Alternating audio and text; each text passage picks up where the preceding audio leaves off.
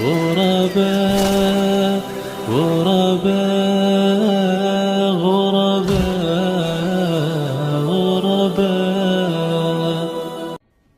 مسلمانوں کو دعوت کیسے دی جائے؟ مسلمانوں کو دعوت پیارے نبی محمد کریم صلی اللہ علیہ وسلم کی احادیث کی روشنی میں دی جائے. آپ نے دعوت کا آغاز کہاں سے کیا؟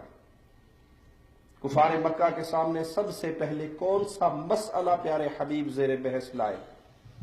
جی کون سا مسئلہ تھا؟ قولوا لا الہ الا اللہ، توحید کا اقرار. مسلم ہے یا نان مسلم، آپ نے اس کے سامنے سب سے پہلے رب کی توحید، موت کا اقرار، آخرت پہ ایمان کہ مرنا ہے، سدا نہیں رہنا، اللہ کے پاس جانا ہے. جب اللہ کے پاس پہنچنا ہے تو نجات کا سب سے پہلا سلسلہ لا الہ الا اللہ سے شروع ہوگا. جن لوگوں نے نبوی منہج کو چھوڑ دیا کہ نہیں جی وہ لا الہ الا اللہ کی بات کریں گے تو فلاں ناراض ہو جائے گا، فلاں ناراض ہو جائے گا، وہ نکل جائے گا، وہ چلا جائے گا، تو وہ پیارے نبی صلی اللہ علیہ وسلم کی سیرت کو بھلا بیٹھے. اور عقیدہ توحید کو چھوڑ کر آپ نماز پہ، روزے پہ، حج پہ، زکوٰۃ پہ، جہاد پہ، صدقے پہ، خیرات پہ، یتیم کی مدد پہ، اچھے اخلاق پہ جتنی مرضی بحث کر لے زیرو رہے گا، بیکار رہے گا.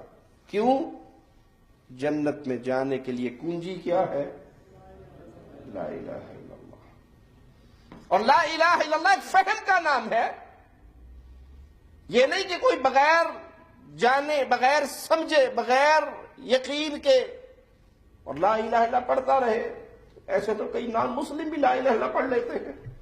لا الہ الا اللہ کا معنی ہے کہ وہ توحید کو سمجھے، وہ شرک سے اپنے دامن کو بچائے.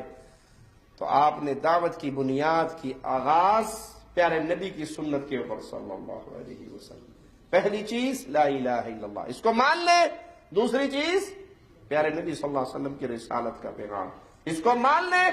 اب نماز کی دعوت، اب روزے کی دعوت، اب زکوٰۃ کی دعوت، اب حج کی دعوت. یہ بنیاد ہے، یہ اساس ہے. ایک سائل نے آ کر کہا تھا مجھے کوئی عمل بتا دیجیے جس کو کر کے میں جنت میں چلا جاؤں. تو آپ نے لا الہ الا اللہ اور محمد رسول اللہ یہ اقرار، یہ گواہی کروانے کے بعد نماز، روزہ، حج، زکوٰۃ ان کا پیغام دیا. اس نے کہا اللہ کی قسم ایک رتی کے برابر نہ زیادتی کروں گا نہ کمی. آپ نے کہا اگر یہ سچا ہے تو سیدھا جنت میں جائے گا. یہ بنیاد ہے دعوت کی.